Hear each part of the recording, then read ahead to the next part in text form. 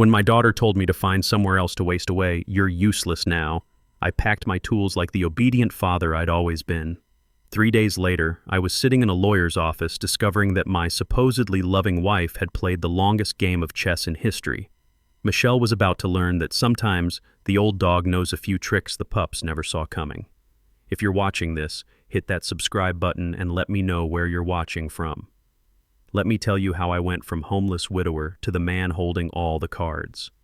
Because, friend, this story has more twists than a mountain highway, and it's all true. I'm Richard Palmer, 59 years old, and 2 months ago I thought I knew exactly who I was. Devoted husband of 32 years, father to one spectacularly ungrateful daughter, and founder of Palmer Construction and Development. When Linda died of cancer at 56, I thought my world was ending. For 30 years, I'd built Palmer Construction from a one-man operation into a 45-employee company generating $10 million annually.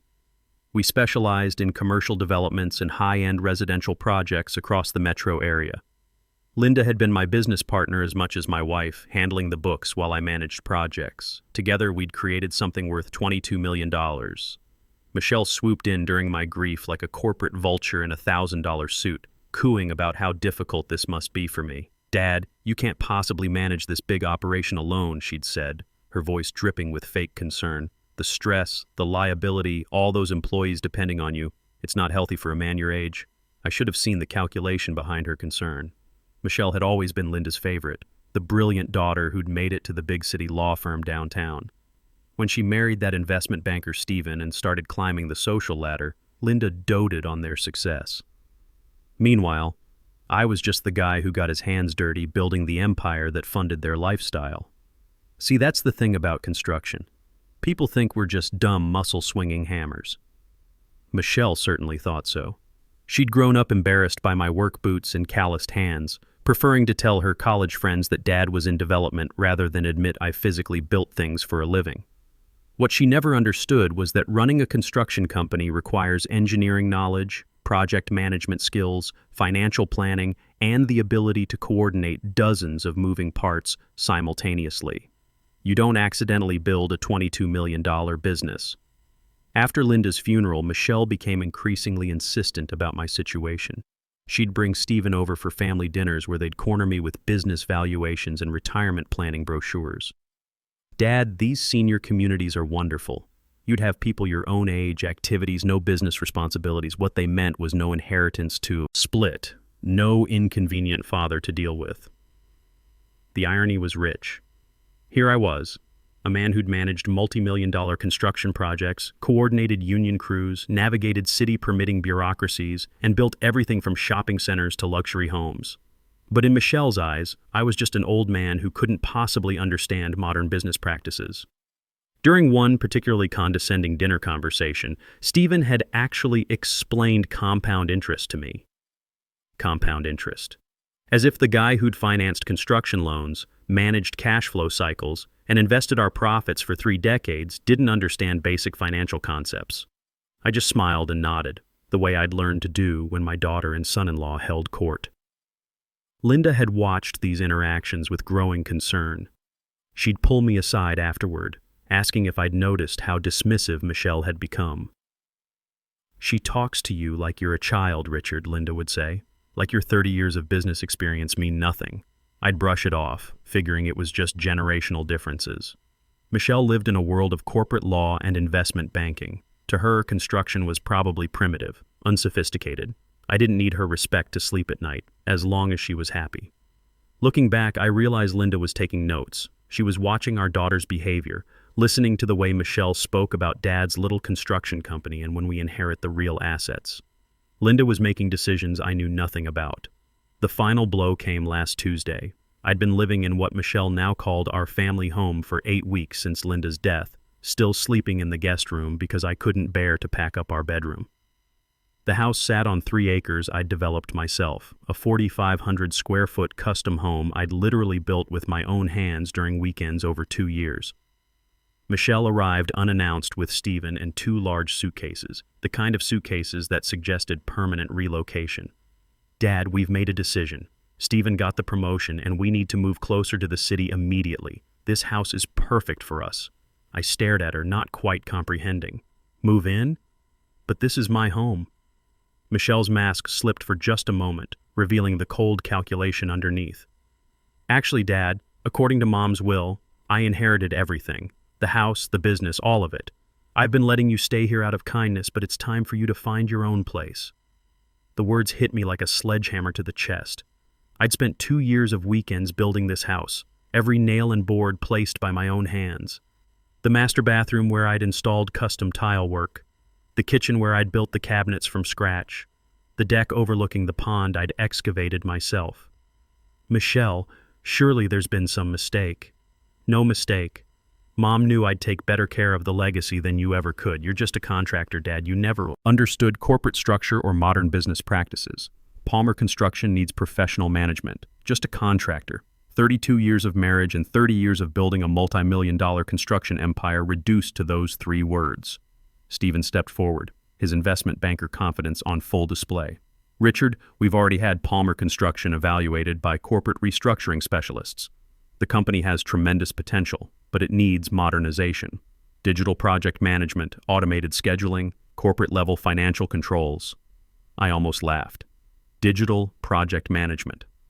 As if the scheduling software I'd been using for 5 years didn't exist.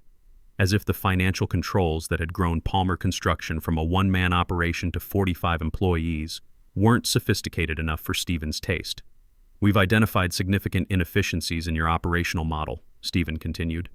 Too much reliance on personal relationships with subcontractors, outdated equipment depreciation schedules, insufficient profit margin optimization. This from a man who'd never swung a hammer, never coordinated a concrete pour, never dealt with weather delays or permit bureaucrats or union negotiations. But he had an MBA, so obviously he understood construction better than the guy who'd been doing it for 3 decades. That's when Michelle delivered the killing blow. Find somewhere else to waste away. You're useless now.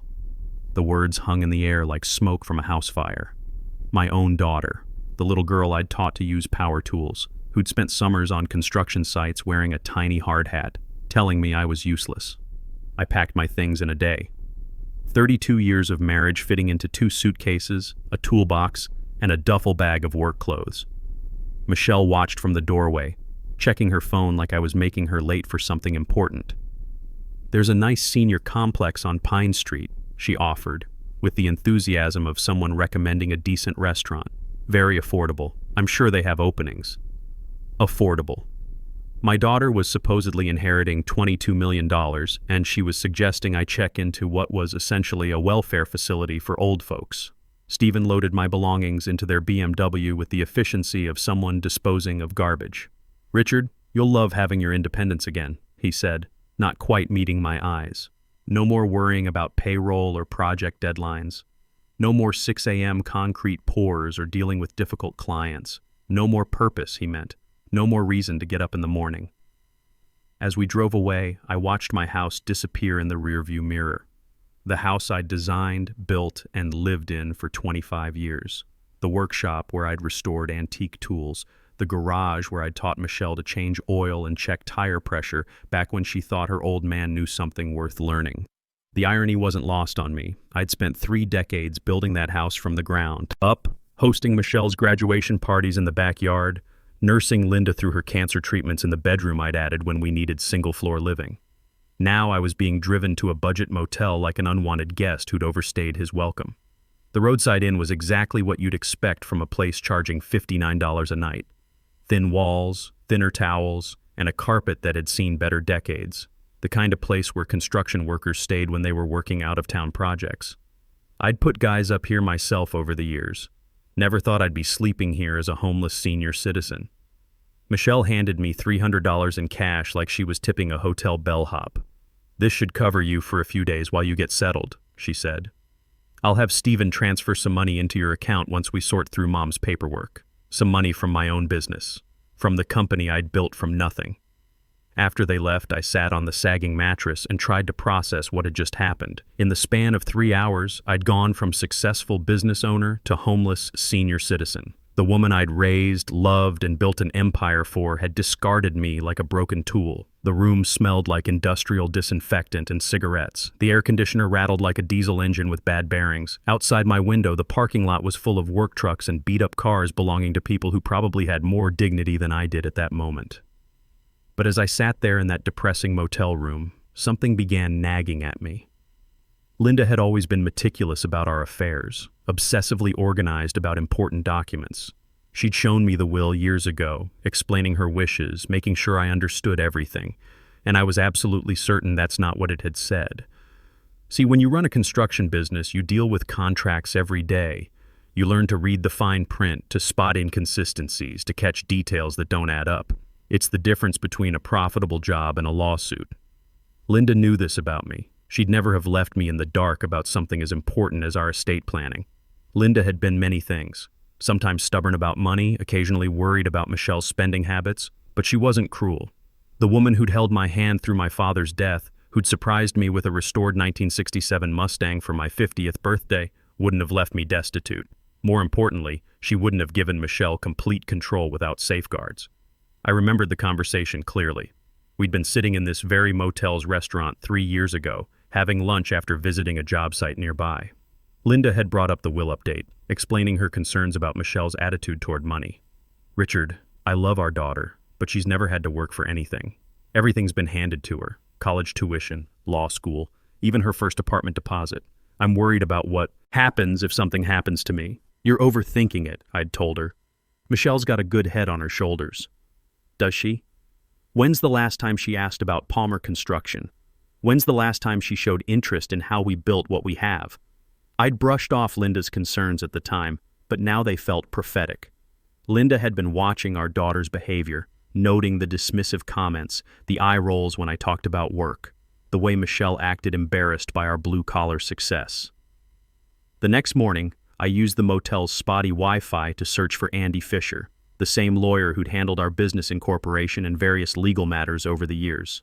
Palmer Construction had been his client since the beginning. He'd witnessed our growth from a 3-man crew to a major metro area contractor.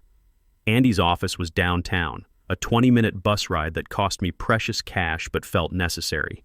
The building housed several professional firms, the kind of place where serious business got done. I'd been here dozens of times over the years, usually wearing my good khakis and polo shirt, carrying project contracts or incorporation paperwork. Today I walked in wearing jeans and work boots, carrying everything I owned in a gym bag. Andy Fisher was a distinguished man in his 70s with kind eyes behind wire-rimmed glasses. We'd shared more than legal business over the years: hunting trips, barbecues, the occasional poker game with other local business owners.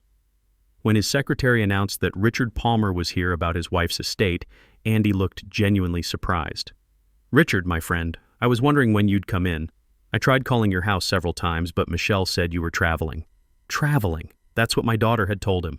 "Andy, I need to ask you about Linda's will." He looked puzzled, like I'd asked him about someone else's business. "Of course. Didn't Michelle provide you with your copy? I gave her the original and several copies after the reading." My stomach dropped. There was a reading? Andy's expression shifted from puzzled to concerned. "Richard, you were supposed to be there. The reading was scheduled for 10 days after the funeral. Michelle said you were too distraught, that she'd handle everything and make sure you received your inheritance." The blood drained from my face as the reality hit me. "Andy, I was never told about any reading. Michelle told me she inherited everything." Andy Fisher's expression shifted from concern to alarm. He reached for a thick file folder, his movements suddenly urgent. "Richard, that's impossible. Your wife's will is very specific about your inheritance."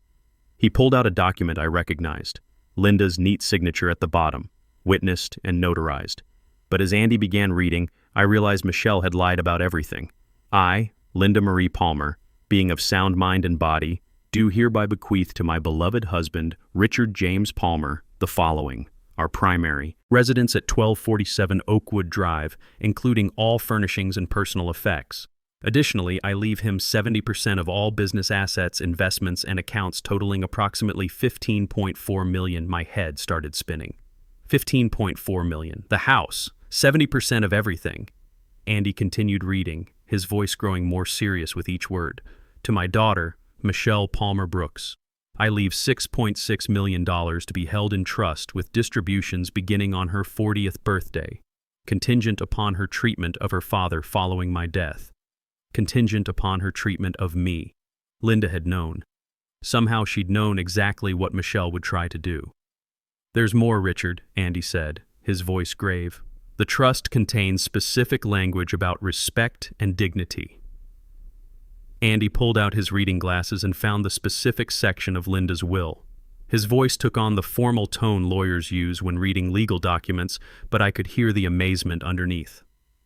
The trust provision for Michelle specifically states, "This inheritance is contingent upon Michelle Palmer Brooks treating her father with dignity, respect, and familial care following my death.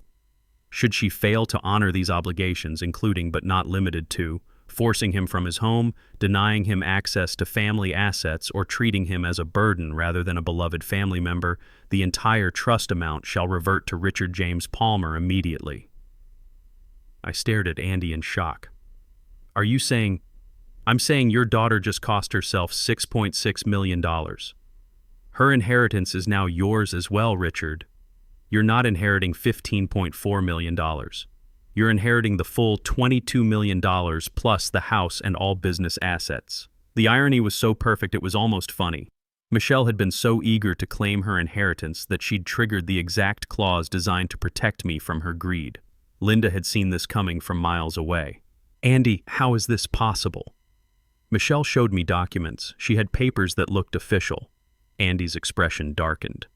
"Richard, what Michelle has done is called elder abuse and fraud. She's committed multiple felonies. Those papers she showed you were either forged or documents from an earlier draft of the will." He pulled out another folder.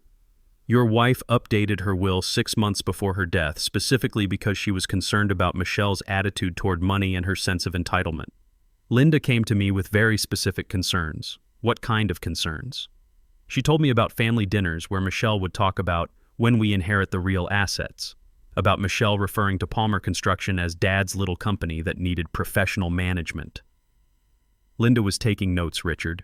She documented instances of disrespect, condescension, and what she called inheritance fever. The room was spinning. All those times Michelle had dismissed my opinions, talked over me during family conversations about Stephen's business deals, rolled her eyes when I mentioned construction projects. Linda had been watching, evaluating, making decisions. "There's more," Andy continued.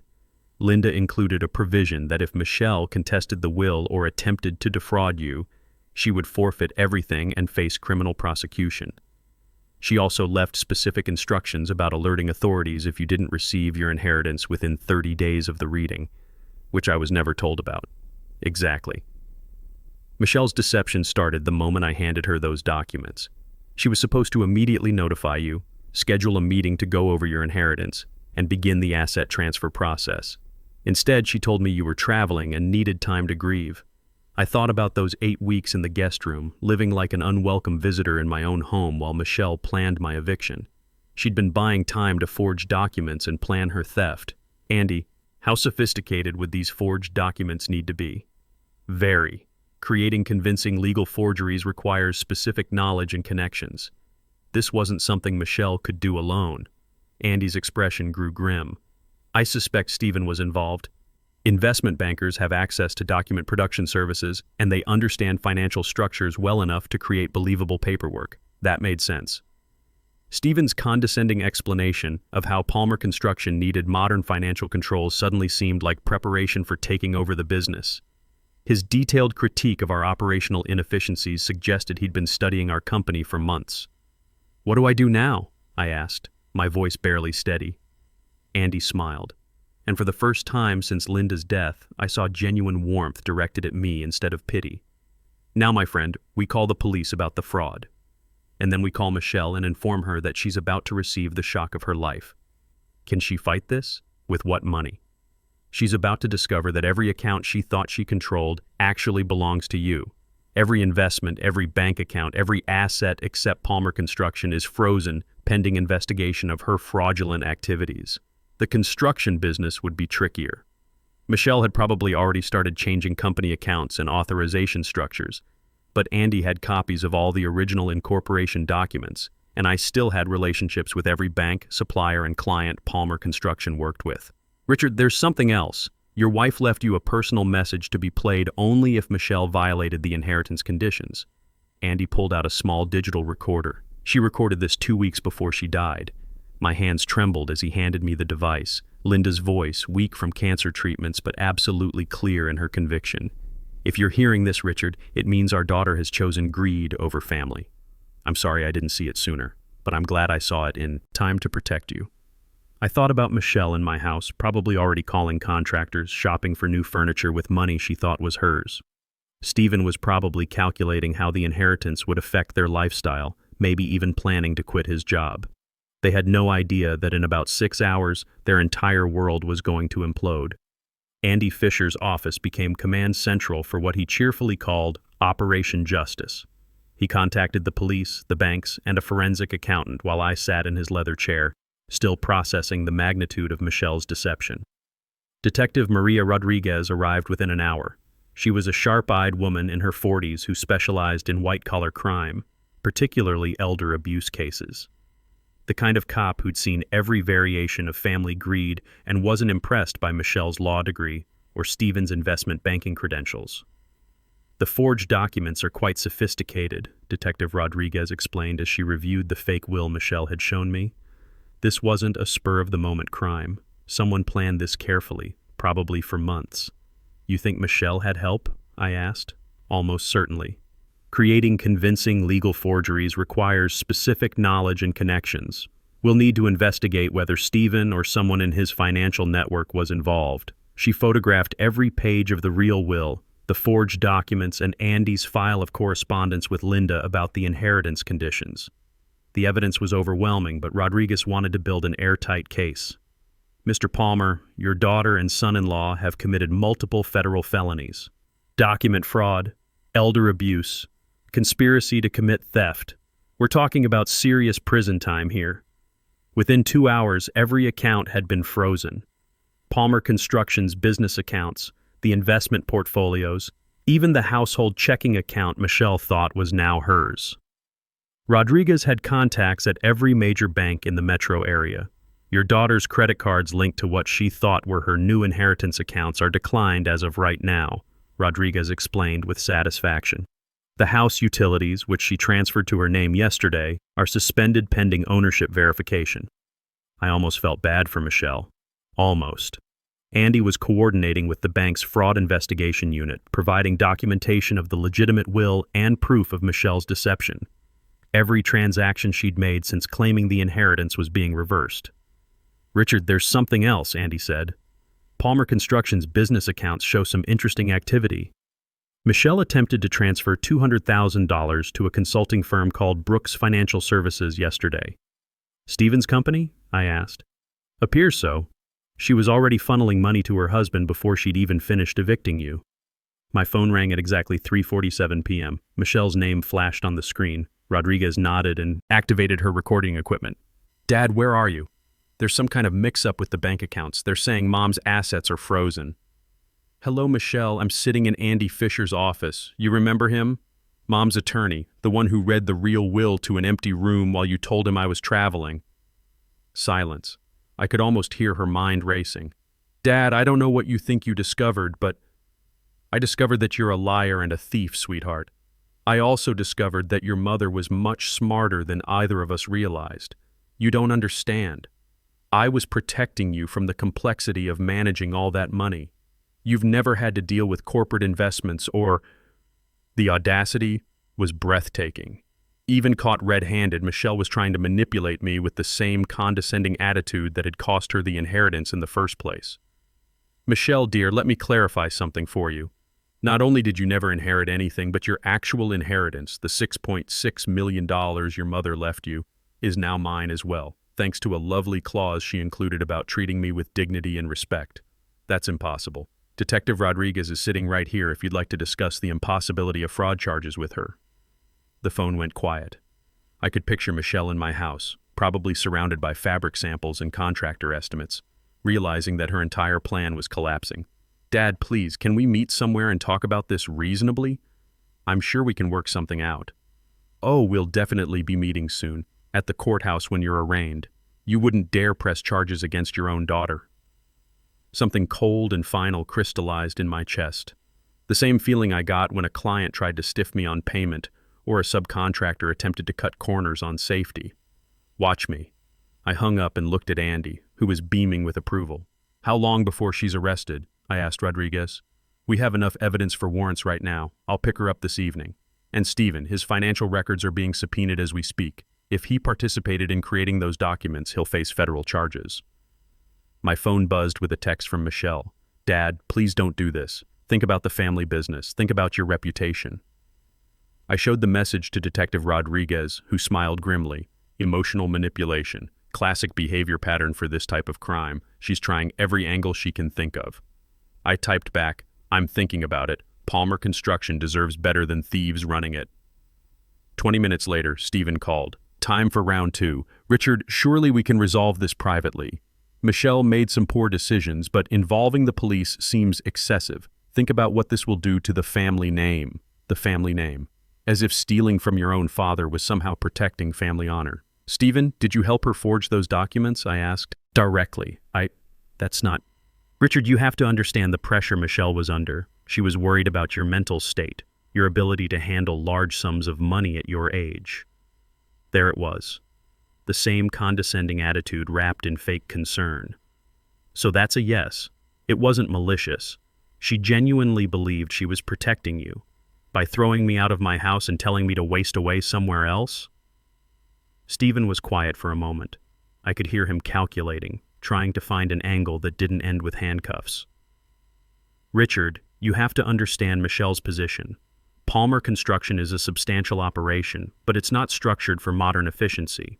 She was planning improvements, digital project management systems, streamlined vendor relationships, corporate-level oversight. The guy just couldn't stop himself. Even facing federal charges, he was still trying to explain why my 30-year-old business needed his expertise. Stephen, here's what's going to happen. You're both going to be arrested. You're both going to face federal fraud charges, and I'm going to be sitting in my house, watching it all unfold. Richard, please be reasonable. Think about what this will do to Palmer Construction's reputation. Your clients, your employees, they'll all hear about this. I am being reasonable. I'm protecting Palmer Construction from thieves. We can make this right. Michelle's inheritance, your concerns about respect. We can work out a family arrangement that satisfies everyone. With what money? Every account you thought you controlled belongs to me now. The line went quiet. Then Stephen tried his last card. Richard, I've discovered some irregularities in Palmer Construction's books, tax issues that could be problematic if they came to light during a criminal investigation. It would be unfortunate if the IRS became involved. Detective Rodriguez looked up sharply from her paperwork. Andy Fisher's expression turned dangerous. Stephen, are you threatening me? I'm trying to protect everyone's interests here. Sometimes these investigations expand beyond their original scope. Rodriguez leaned forward and spoke clearly into the phone. Mr. Brooks, this is Detective Rodriguez with Metro Police. Are you attempting to blackmail a federal witness? The sound that came through the phone might have been Stephen choking. No, Detective. I was trying to point out potential complications. You just added witness intimidation to your charges. Thank you for making our case even stronger. After Stephen hung up, probably to call his lawyer, Rodriguez turned to me with satisfaction. Your son-in-law just made a critical mistake. Threatening a witness during an active investigation is a federal offense that carries serious time. What did he mean about tax irregularities? I asked Andy. Probably nothing. Desperate people make desperate threats. But we'll have our forensic accountant review everything just to be safe. The police arrested Michelle at 8:30 p.m. while she was having dinner at Leonardo's, apparently celebrating her inheritance with Stephen and another couple. According to Detective Rodriguez, she screamed about false arrest and demanded to call her lawyer, who turned out to be Stephen's golf buddy and had no experience with criminal law. The scene must have been spectacular. Michelle Palmer Brooks, corporate attorney, being handcuffed in front of the city's most expensive restaurant. By tomorrow morning, everyone in their social circle would know. Stephen was arrested at his office the next morning while meeting with clients about investment portfolios. The timing was Rodriguez's idea. Maximum professional embarrassment for maximum deterrent effect. The forensic accountant had traced the forged documents to a printing company Stephen's firm used for creating investment prospectuses. Apparently, my son-in-law had quite the criminal resume that Michelle either didn't know about or chose to ignore. Previous SEC violations, suspicious client account transfers, possible securities fraud, Rodriguez explained. Stephen Brooks has been on our radar for months. Your case just gave us the evidence we needed. I spent my first night back in my own house in 2 months, sleeping in the master bedroom for the first time since Linda's death. Michelle had already moved her belongings into our space, replacing Linda's careful organization with her chaos of designer clothes and expensive cosmetics. I packed everything into garbage bags and left them on the front porch. Let her collect them when she makes bail. The house felt different now, not because Linda was gone, but because I was finally seeing it as mine again. For 32 years, I'd maintained it as our family sanctuary, designed around Linda's preferences, our shared vision of home. Now, looking around with clear eyes, I realized I could make it reflect the man I'd become instead of the man I'd been. Andy called around noon with updates. Michelle's bail is set at $75,000. Since all her accounts are frozen, she'll have to find someone else to cover it. What about Stephen? $250,000. Apparently, the judge wasn't impressed with his history of financial crimes or his attempt to intimidate a witness. I certainly hadn't known about Stephen's criminal background.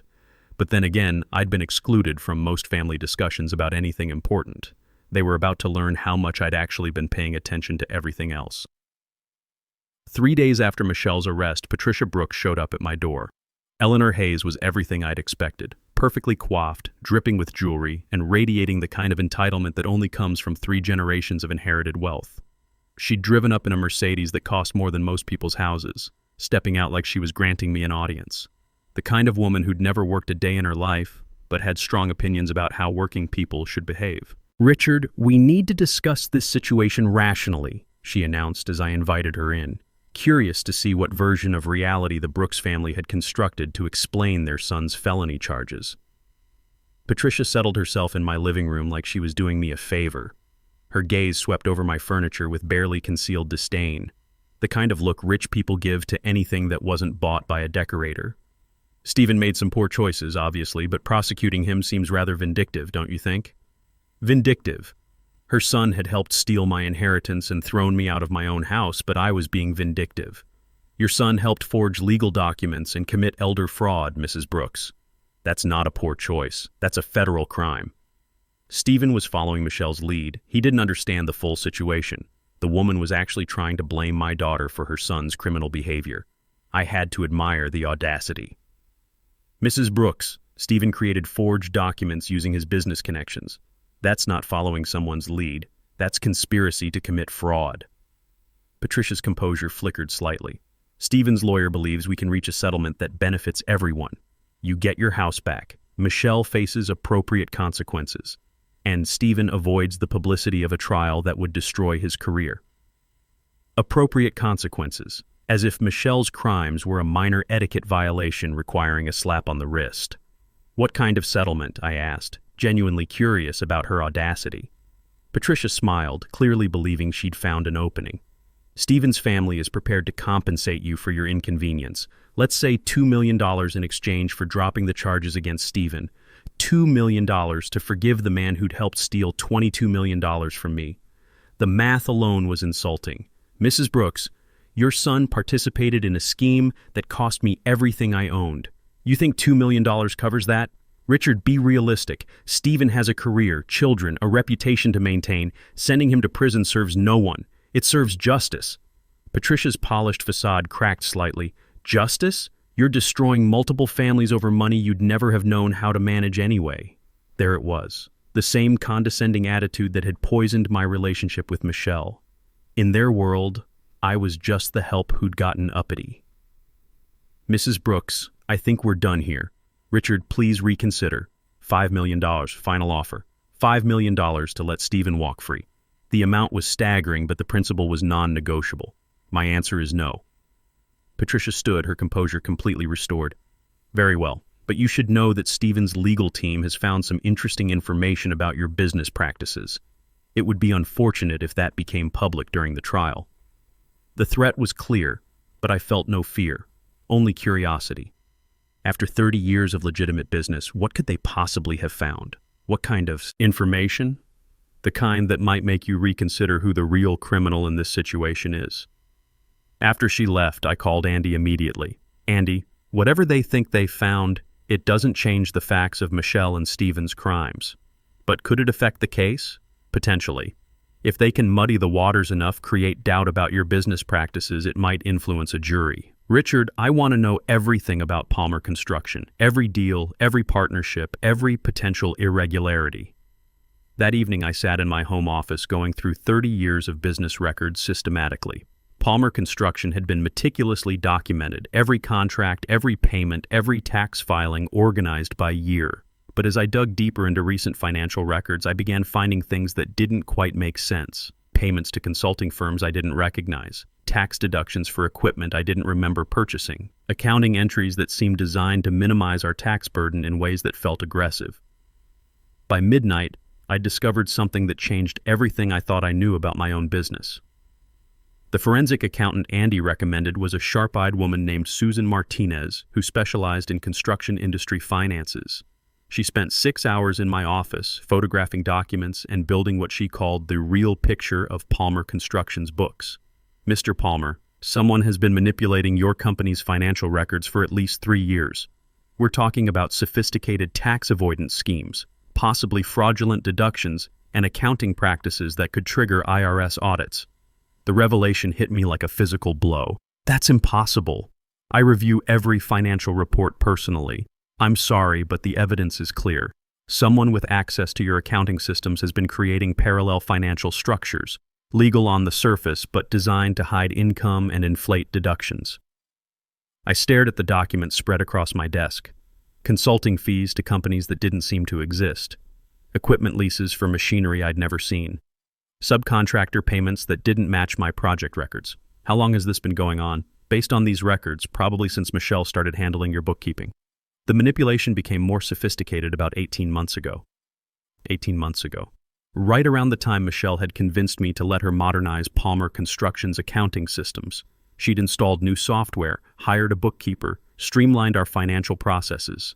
Susan, you're telling me my daughter has been setting me up for tax fraud? It looks that way. If the IRS discovers this, they'll seize everything as proceeds of fraudulent activity. Unless what? Susan looked uncomfortable. Unless Michelle and Stephen's legal team already knows about this and is planning to use it as leverage. If they tip off the IRS about these irregularities, they might be able to negotiate immunity in exchange for cooperation. My daughter and son-in-law weren't just thieves. They were holding a nuclear weapon over my head. What are my options? Legally, you could contact the IRS yourself, come forward voluntarily, and hope for leniency. You'd face penalties and possible charges, but cooperation might minimize the damage. And if I don't, Michelle and Stephen's lawyers will probably leak this information strategically during their trial. You'll lose everything anyway, but you'll also face potential charges for financial crimes you didn't know you were committing. I thought about Patricia Brooks's smug confidence, her certainty that I'd accept their settlement offer. They'd known about this manipulation all along. The phone rang, Michelle's number. Dad, we need to meet tonight. There are things you need to know about Palmer Construction that change everything. I already knew Michelle. The question was, what was I going to do about it? I already know, Michelle. I know about the tax fraud you've been setting up for 18 months. Silence on the other end. Then, Dad, listen to me carefully. Stephen's lawyers have been in contact with the IRS. They're willing to let us renegotiate our situation. What kind of renegotiation? Stephen gets immunity in exchange for providing information about Palmer Construction's financial irregularities. You get to keep $5 million and avoid criminal charges. The rest goes to the government as penalties. It was brilliant in a sociopathic way. Michelle had turned my moral victory into her strategic advantage. She'd spent 18 months creating fake financial records that made me look like a tax cheat, then used her arrest as leverage to force me into a deal. And you? What do you get out of this arrangement? The fraud charges disappear. We all walk away from this mess as a family. I looked around my home office, seeing it clearly for the first time. The expensive furniture, the custom built-ins, the restored antique tools. all of it potentially purchased with money the IRS would claim was hidden income. Michelle, you're asking me to help you profit from your crimes by exploiting the tax fraud you created. I'm asking you to be practical. The alternative is losing everything and potentially facing federal charges yourself for crimes I didn't commit, for crimes you can't prove you didn't commit. Dad, I've been handling Palmer Construction's books for 3 years. Every transaction has your signature authorization. Every tax filing shows your approval. Who do you think a jury will believe? A respected attorney explaining financial irregularities, or a construction contractor claiming he didn't know what he was signing? The calculation was chilling. Michelle had been planning this for years, creating a paper trail that made me look complicit in tax fraud while positioning herself as the whistleblower who could save me from prosecution. Dad, the FBI meeting is tomorrow morning. Stephen's lawyer needs an answer tonight. After hanging up, I sat in the darkness of my office, surrounded by 30 years of legitimate business records that had been poisoned by my daughter's manipulation. She'd inherited more than money from Linda. She'd inherited her mother's strategic mind, but used it for destruction instead of protection. But Michelle had made one crucial mistake. She'd underestimated who I was when my back was against the wall. I picked up the phone and called Andy Fisher. Andy, how quickly can you get me a meeting with the IRS? I have a story to tell them, and I think they're going to find it very interesting. IRS agent Karen Miller looked exactly like what Central Casting would order for a federal investigator. Serious, intelligent, and completely immune to charm. She sat across from me in Andy's conference room the next morning, recording our conversation and taking notes with mechanical precision. Mr. Palmer, you understand that by coming forward voluntarily, you're potentially admitting to benefiting from fraudulent financial practices? I understand, but I'd rather tell you the truth than let my daughter and her husband manipulate this situation to their advantage. I laid out everything. Michelle's 18-month takeover of Palmer Construction's bookkeeping, the modernized accounting systems that created parallel financial structures, the consulting fees to non-existent companies, the equipment leases for machinery I'd never seen. Your daughter believes she can trade information about your company's tax irregularities for immunity from her own fraud charges? That's exactly what she believes, and she thinks I'll cooperate because I'm afraid of losing everything. Agent Miller smiled for the first time. Are you afraid, Mr. Palmer? Agent Miller, 2 weeks ago I was a grieving widower sleeping in a budget motel. Today I'm sitting here voluntarily confessing to federal agents about financial crimes I didn't commit. Fear isn't my primary emotion anymore. What is? Anger. Pure, crystallized anger at being manipulated by people who underestimated my intelligence for decades. Miller's smile widened. Mr. Palmer, would you be willing to wear a wire? 3 hours later, I was sitting in my living room with a recording device taped to my chest, waiting for Michelle and Stephen to arrive for what they thought was a surrender meeting. They knocked at exactly 8:00 p.m., both dressed like they were attending a business dinner. Michelle kissed my cheek like nothing had happened. Dad, you look better than you have in weeks. I feel better. Clarity has that effect. Stephen opened his briefcase with the efficiency of someone who'd conducted similar negotiations before. Richard, our lawyers have structured this very favorably for you. You retain Palmer Construction, $5 million in clean assets, and complete immunity from any charges related to the tax irregularities. Clean assets. That's an interesting phrase when you're the one who created the dirty ones. What about the $22 million Linda actually left? Me? Dad, that money is tied up in Palmer Construction's questionable financial practices. Taking $5 million is the best outcome possible under the circumstances. And you two? What do you get out of this arrangement? Stephen leaned forward, his investment banker confidence returning. We get to put this unfortunate misunderstanding behind us.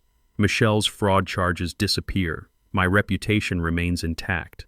Our family can heal. Misunderstanding. He was still calling multiple felonies a misunderstanding. Stephen, help me understand something. When exactly did you discover Palmer Construction's tax irregularities? What do you mean? I mean, did you know about the financial manipulation when you married Michelle? Or did you discover it recently when you were planning to steal my inheritance?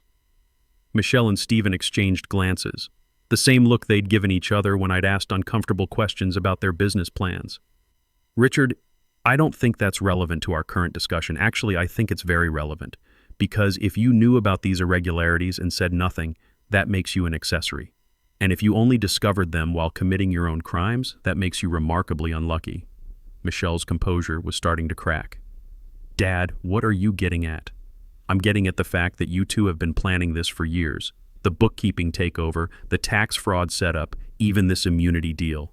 None of this was spontaneous. That's ridiculous. Is it? Agent Miller finds it quite plausible. The color drained from both their faces.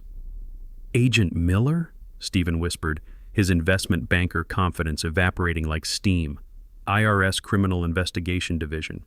She's been very interested in my story about systematic elder abuse, fraud, and tax manipulation, particularly the part where you tried to blackmail me with financial crimes you helped create. Agent Miller and 2 other federal agents entered my living room as Michelle and Stephen sat frozen in place. The briefcase Stephen had been reaching for was confiscated immediately, along with both their phones. Michelle Palmer Brooks and Stephen Brooks, you're under arrest for conspiracy to commit wire fraud, elder abuse, tax fraud, and attempted extortion of a federal witness. Michelle turned to me with an expression of absolute betrayal. Dad, how could you do this to your own family? The same way you could forge legal documents and steal my inheritance, sweetheart. Except my way is legal. As the agents handcuffed them, Stephen tried one last desperate play. Richard, you don't understand what you've done. Palmer Construction's financial irregularities go back years. The IRS investigation will destroy everything you've built. Agent Miller paused in reading them their rights. Mr. Brooks, are you threatening a federal witness? I'm warning him about the reality of his situation. The reality, Miller said, is that you just added another count of witness intimidation to your charges. And Mr. Brooks, those financial irregularities you created? We've been tracking them for 6 months. After they were removed, Agent Miller sat back down across from me. Mr. Palmer, there's something you should know about Palmer Construction's bookkeeping that changes everything. She pulled out a thick file folder, the kind that suggested months of investigation. We've been monitoring suspicious tax avoidance schemes in the construction industry. Your daughter's manipulation of Palmer Construction's books wasn't just fraud, it was part of a larger network of financial crimes. What kind of network? Stephen Brooks was running a sophisticated tax fraud operation through his investment firm. He'd target family businesses, gain access to their financial systems, then create parallel accounting structures that hid income and inflated deductions. Palmer Construction was just one of a dozen companies he was manipulating. My head was spinning. You're saying this was bigger than just stealing my inheritance? Much bigger. Stephen was using Michelle's legal expertise and family access to identify targets. Elderly business owners whose children could gain control of financial systems. Your case was actually what led us to the entire operation. How long have you known? We've been investigating Stephen for 8 months. When your lawyer contacted us about the inheritance fraud, we realized Palmer Construction was connected to our broader investigation. Your daughter wasn't just stealing your money, Mr. Palmer. She was helping her husband run a criminal enterprise. The scope was staggering. Michelle hadn't just betrayed me, she'd betrayed dozens of families, using her legal credentials to help Stephen systematically defraud elderly business owners. There's more, Agent Miller continued. We have evidence that Michelle and Stephen were planning to expand the operation. They'd identified 6 other construction companies in the region with similar family dynamics, aging founders with adult children who could gain access to financial systems. This was their business model. Elder financial abuse disguised as family succession planning. It's more common than you'd think, and it's devastating to families. I thought about all those condescending dinners, the way Michelle had dismissed my business expertise, the careful way she'd positioned herself as the responsible daughter protecting her aging father. It had all been performance art designed to steal not just my money, but my entire life's work. Mr. Palmer, there's something else. Your wife left another message, this one specifically about the tax irregularities. She suspected something was wrong with the books months before she died. Agent Miller handed me another recording device, Linda's voice weak but determined. Richard, if you're hearing this, it means Michelle has tried to use Palmer Construction's financial problems against you. I want you to know that I documented everything. Every suspicious transaction, every accounting irregularity, every time Michelle dismissed my questions about our books. My hands trembled as Linda's voice continued. I hired a private forensic accountant 6 months ago. Everything is documented, recorded, and filed with Andy Fisher. Michelle didn't create those financial problems, Richard, but she and Stephen have been exploiting them. The real question is who was manipulating our books before they took over. The recording continued for 5 more minutes, Linda systematically dismantling Michelle's entire strategy. My wife had been building a case for months, documenting the financial manipulation, recording conversations, even hiring her own investigator. She knew, I whispered. She knew everything, Agent Miller confirmed. Your wife's documentation is what allowed us to build a federal case. Without her evidence, this would have been much harder to prove. What happens now? Now we finish investigating the entire network. Michelle and Stephen will face federal charges that could result in decades in prison. Palmer Construction will be cleared of any wrongdoing once we complete our forensic audit, and you'll get your life back. I looked around my living room, seeing it again as the site of my resurrection rather than my humiliation. Linda had protected me even after death, anticipating every move Michelle would make and building defenses I'd never known existed. Agent Miller, can I ask you something? Of course. In your professional opinion, is it terrible that I feel satisfaction about Michelle's arrest? Miller smiled. Mr. Palmer, in my professional opinion, you're a man who refused to be victimized by people who thought your age made you vulnerable. That's not terrible. That's inspiring. The next morning, I stood in the kitchen of my home making coffee for one, watching the sunrise through windows that overlooked land I'd developed myself. The morning news was already covering the story: investment banker and attorney wife arrested in elder fraud scheme. Palmer Construction's phones had been ringing all morning with calls from other business owners wondering if they'd been targeted. Apparently, Stephen and Michelle's client list was longer than anyone had realized. My phone rang. Andy Fisher with updates that would change everything again. Richard, you're not going to believe this. Andy's voice was practically vibrating with excitement. The IRS has cleared Palmer Construction completely. Not only that, but they're awarding you a $500,000 whistleblower reward for helping expose Stephen's tax fraud network. I sat down heavily in my kitchen chair. A reward. Apparently, Stephen Brooks's operation was responsible for $50 million in unpaid taxes across 12 different businesses. Your cooperation helped them recover everything. They're calling it one of the largest elder fraud schemes they've ever prosecuted.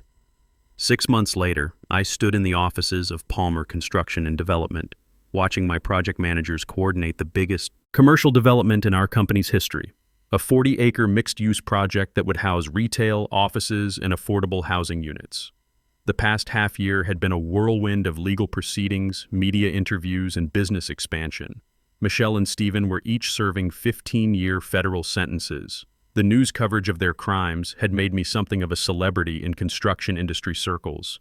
But more importantly, it had brought Palmer Construction more business than we could handle. Mr. Palmer, the foundation board is ready for your quarterly review, my new assistant announced. Susan Martinez had joined Palmer Construction as our chief financial officer, bringing forensic accounting expertise that ensured our books would never be vulnerable to manipulation again. The Richard Palmer Foundation for Construction Safety and Elder Protection had become my primary passion project. Using $8 million of my inheritance, we were funding safety training programs, supporting legislative changes to strengthen elder protection laws, and helping other families who'd been victimized by similar schemes. How many cases are we handling now? I asked Susan as we walked to the conference room. 47 active cases across 6 states. The hotline we established gets about 20 calls a week from seniors who think their adult children might be manipulating their finances. The Foundation's work had revealed the scope of elder financial abuse in America. According to the National Adult Protective Services Association, family members steal $36 billion annually from elderly relatives. Most cases never get reported because victims are too embarrassed or too afraid of family consequences. My story had struck a nerve. 60 Minutes had featured Palmer Construction as an example of how elder fraud victims could fight back and win. The documentary Netflix had produced, The Contractor's Revenge, was being used by law enforcement agencies to train investigators in financial elder abuse cases. Any word on Michelle? Susan asked carefully. Michelle had written me 31 letters from federal prison. I'd read the first few, which ranged from self-justifying to desperate, before deciding to stop opening them. Some relationships, once broken, can't be repaired with words. She's requested a supervised meeting through her lawyer, says she wants to apologize and discuss family reconciliation. And your response? I thought about the man I'd been 6 months ago. Grieving, dependent, willing to accept whatever scraps of dignity my family offered me. That man might have felt obligated to forgive Michelle, to rebuild a relationship based on guilt and family obligation. But that man was gone, replaced by someone who'd learned that the best revenge isn't getting even. It's becoming everything your enemies never thought you could be. Susan, I want Michelle to understand that her actions had consequences beyond legal punishment. I want her to know that she destroyed our relationship permanently, and that she'll live with those choices for the rest of her life. That seems harsh. Good. It's supposed to be harsh. Michelle made adult choices that hurt people she was supposed to love. She doesn't get to escape the emotional consequences just because she's written some prison letters. That evening, I walked through my house, really my house now, renovated according to my vision, organized around my priorities. In the workshop, I was building custom furniture for the foundation's new offices. In Linda's former craft room, I'd created a memorial space with photos and mementos from our 32-year marriage. The house reflected both my past with Linda and my future as the man I'd chosen to become. Strong enough to build an empire, smart enough to protect it, and wise enough to know when to walk away from people who didn't deserve my forgiveness. Outside, the sun was setting behind trees Linda and I had planted together, on property that belonged to me, defended through intelligence and courage rather than inherited through marriage or birth. Tomorrow, I'd break ground on Palmer Construction's new headquarters, a building I'd designed myself to house both the company and the foundation. My phone rang. Unknown number. Mr. Palmer, this is Janet Cooper from 2020. We're doing a follow-up story on elder financial abuse. Would you be interested in sharing how your case has inspired other seniors to fight back? The media attention had been overwhelming at times, but it served a purpose. Every interview, every documentary appearance, every foundation speech reached seniors who might be facing similar situations. Men and women who needed to know that being old didn't mean being powerless. Miss Cooper, I'd be happy to help, but I want to make something clear. This isn't just about my story anymore. It's about every senior citizen who's been told they're too old, too weak, or too stupid to manage their own affairs. After hanging up, I poured myself a glass of the good whiskey, the bottle I'd been saving for a special occasion. Tonight felt special enough. Tonight, I was celebrating not just my victory over Michelle and Stephen, but my transformation from victim to victor.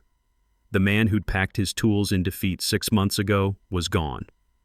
In his place stood Richard Palmer, 59 years old, construction company owner, foundation founder, and living proof that age is just a number. If Michelle wanted to rebuild a relationship with this man, she'd better bring a complete transformation, one that matched my own. Thanks for listening to my story.